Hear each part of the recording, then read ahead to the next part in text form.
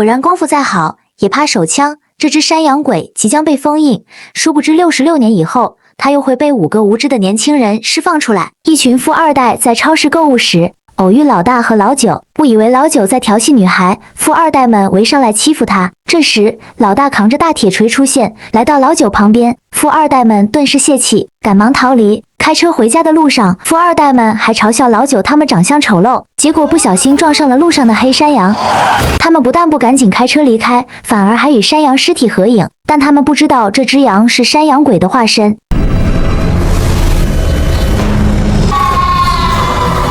不久后，老九两兄弟捡到山羊尸体，恰巧警长带着小弟巡逻至此，看到两人搬运带血迹的东西，以为遇到大案，立即停车掏枪对准他们。经过查看，袋子里只有山羊尸体。警长虽觉两人可疑，却查无实据，而且老九说话神神叨叨，让人不对劲。정신병？最终，警长没有找到证据，只好放人。两人开车回家时，不慎掉落一把耙子，这将是后文的关键道具。他们在山里买了一套老房子，本是精装修，无奈中介 PS 手法高超，照片与实物严重不符。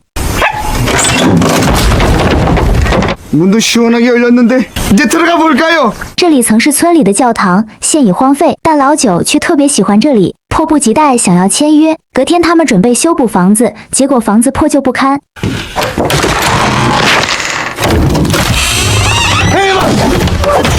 일찍부터 좀 보자.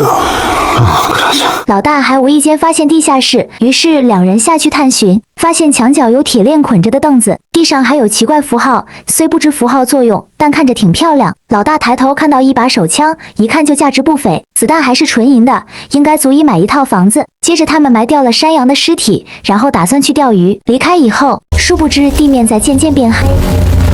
相比之下，富二代们过得滋润多了，烧烤、啤酒还有美女相伴，生活惬意无比。富二代文斌为了接近千惠，给他说起了故事，告诉他这里有个山羊鬼的传说，被附身的人会长出羊角，连神父都很难制服他。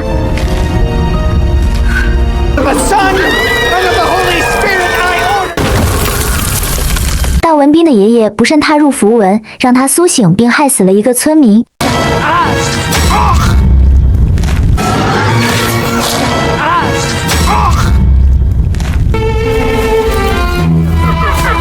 山羊鬼不仅不悔过，还挑衅神父。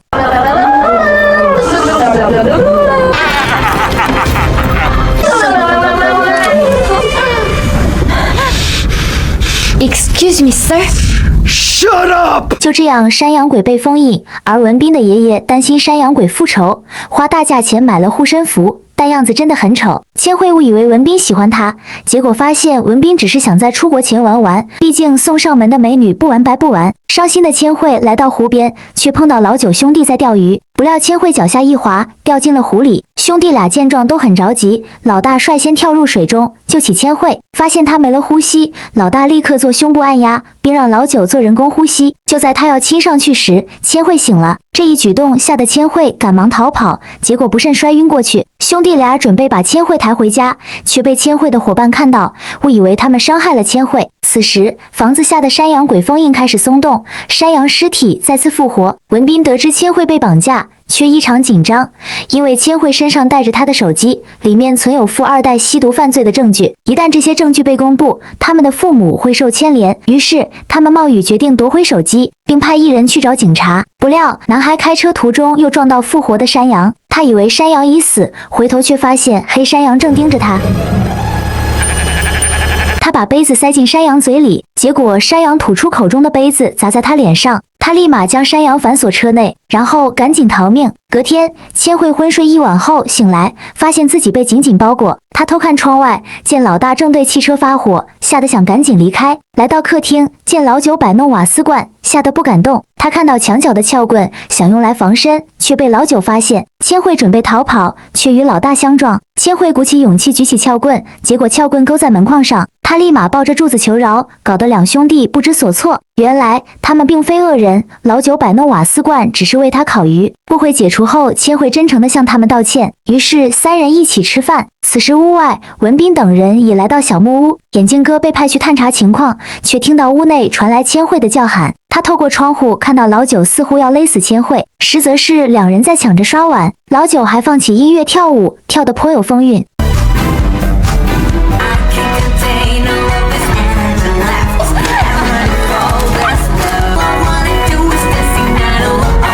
这一幕在眼镜哥看来都属于变态杀人魔，而老大这边锯木头不慎碰到树洞里的马蜂窝，他被蛰得四处逃窜。眼镜哥看到这一幕，误以为老大要杀他，其他人也跟着逃跑。老大和另一个女孩同路奔跑，他误以为老大在追他索命。不幸的是，女孩撞到树干，起身大骂同伴无情。他一脚踢向树木，结果被掉落的树枝穿透他的身体，鲜血渗入地下，解封了山羊鬼的一道封印。不久后，老大回到家，已被蜜蜂叮得面目全非，而女孩的死被文斌等人认为炫耀连环杀手的资本，众人胆怯于归。只有文斌坚持继续找回手机。千惠这边为补偿两兄弟，决定留下帮忙。老九很高兴，他很希望千惠留下来陪他，毕竟男女搭配干活不累。老九和千惠的相处融洽，让老大心生嫉妒，更加愤怒地投入工作。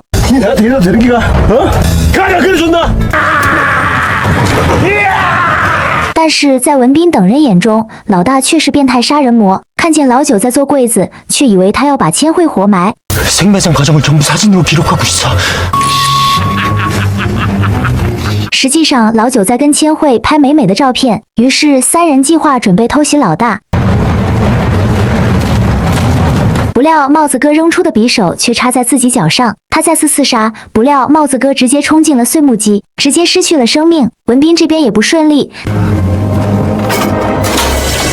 他踩中了通电的水坑，被电得口吐白沫，而眼镜哥却被电线绊倒，摔进木箱，不慎被钉子扎死。老大狂奔而来，震惊于有人竟自投碎木机自杀。转头一看，这边也有一个死人。此时山羊魔的封印一起解封了3处。另一边，汽车逃跑的男孩遇到执勤警长，告知山里发生绑架案，嫌疑人可能是老九两兄弟。警长决定把他们捉拿归案。与此同时，两兄弟犹豫不决是否报警，而文斌竟未被电死。警长这时也驱车赶到，途中压到耙子，导致油管破裂，汽油四溢。警长发现屋外的尸体，还有埋山羊的坑以及碎木机的尸体，他判断凶手是个变态杀人犯。此时文斌突然出现，质问男孩为何这么晚才到。他们吵闹声惊动屋内的两兄弟，而警长准备悄悄进屋搜寻。他听到隔壁房间传来兄弟俩与报警自首的对话，却被警长误解为杀人灭口。他准备破门而入，不料腿被门板卡住。随后，兄弟俩被叫到客厅，无论怎么解释，警长都不听，还让他们趴下。结果，警长不慎被掉落的房梁击中，接着他又踩到油漆桶，结果摸到开水壶，导致手枪走火，打落了吊灯。警长狼狈走出，摔倒在地，手枪再次走火，点燃了汽油。老九不小心用汽油灭火，却使火势更大。突然，汽车爆炸，飞来的耙子给警长致命一击。文斌缓过神来，捡起地上的手枪，对着兄弟两人一阵乱射。兄弟俩为了活命，迅速逃向屋内。文斌不听解释，执意要杀他们报仇。见两人不出来，他挟持了他们的狗作为人质。对他们而言，动他们的狗比杀他们还难受。于是老九全副武装冲了出去，却被文斌一枪击倒。老九再次现身，拿起射钉枪猛攻两人。老大偷偷绕到背后想救狗，却被发现，幸好枪里没了子弹。于是文斌两人追赶着老大。千惠也在此时苏醒过来，眼前的景象让他彻底凌乱。只是睡了一觉，情况却变得更糟。老大最终没能逃过文斌的追捕，被捆在树上挨了一顿打。尽管他费尽口舌解释，文斌根本不信。老九和千惠追来，老九想救老大，却被打倒。千惠站出来解释，这一切都是误会，但文斌只想要回自己的手机，不关心其他事。他拿到手机后，男孩突然从背后袭击文斌，抢走手机。他受够了文斌的傲慢和辱骂，现在有了手机里的证据，他可以反过来要挟文斌。突然，男孩又跑回来，说前方的树林中传来山羊叫声。死去已久的女孩以人不人鬼不鬼的模样出现在他们眼前，她疯狂地冲向众人，要杀掉所有人。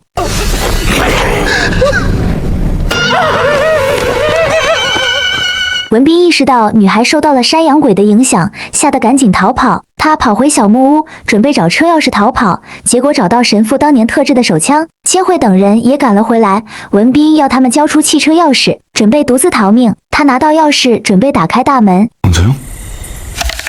성민이? 또 뭔데? 男孩看到地上的特制手枪，捡了起来，然后一把扔了出去。他又一步步逼近，文斌忙掏出昂贵的护身符，但这符对丧尸无效。丧尸抱着文斌的脑袋猛啃，其他人上前帮忙，场面一片混乱。众人拼尽全力将丧尸关入地下室。正当众人以为危机解除，丧尸竟穿透地板，猛然将文斌拽了下去。地板之下，封印山羊鬼的符文已汇聚5人血液，缓缓启动，散发出血红光芒。被封印的山羊鬼即将重获自由。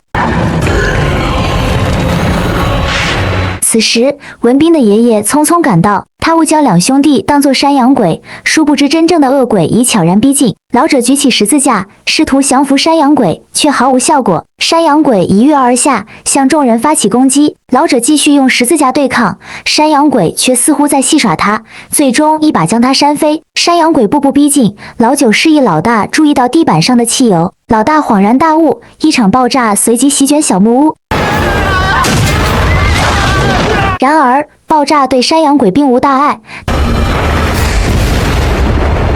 他开始召唤奴仆，将死者转化为丧尸。这些丧尸的动作虽扭曲，却仿佛在进行一场诡异的街舞表演。老大让老九带领其他人撤离，自己准备迎战。就在他深情告别的时候，老九他们早就逃离一段距离了。就在这时，丧尸攻来，老大准备用锤子反击。不料被压倒在身下，老九立马打开电锯，一击毙命警长丧尸。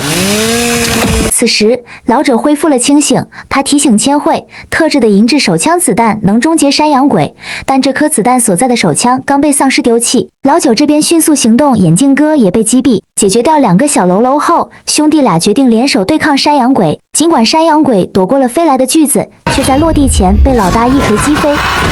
突然，山羊鬼猛然跃起，一铁棍刺入老大的腿部。千惠这边寻获手枪，却发现它已损坏。关键时刻，兄弟俩的狗狗送来了援手，子弹就在他脚边。山羊鬼准备终结2兄弟，一只躲藏的小警察挺身而出，却瞬间被山羊鬼一拳击昏。山羊鬼甚至开始嘲讽兄弟俩的外貌。正当山羊鬼欲动手时，千惠挺身而出，射钉枪上装载着最后1枚银弹。山羊鬼幻化成文斌的模样，企图博取同情，但千惠不为所动，果断扣动扳机，可惜因气管未接而未能发射。山羊鬼恢复原貌，举起千惠欲置其于死地。老九迅速接上气管并调至最大气压，千惠趁机挣脱，扣动扳机，将最后的驱魔子弹射出。山羊鬼的元神企图逃逸，却被一只从天而降的巨手抓住，消失无踪。最终，山羊鬼再次被封印。老九兄弟也洗清杀人冤屈。警车的执法记录仪捕捉到了天罚之手的画面，并公之于众。因此，大家应行善积德，否则真会遭天谴。